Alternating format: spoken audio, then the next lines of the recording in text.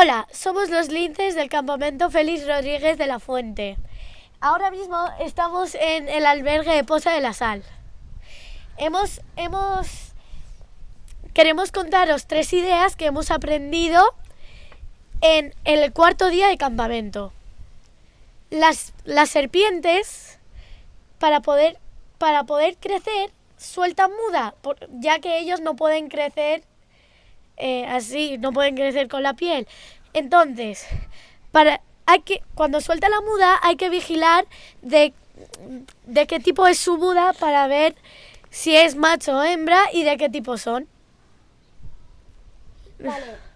Hola, yo me llamo Enrique y os voy a contar mi idea.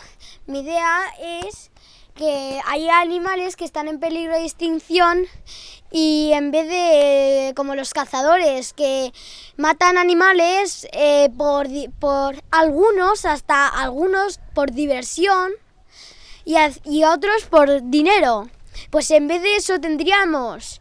Bueno, hay algunos que tenemos que matar para poder vivir, pero hay que matar lo menos posible para que los animales no sufran y no se queden extinguidos.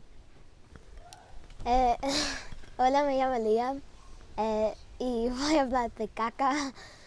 Las cacas de animales son muy importantes porque dicen que comen.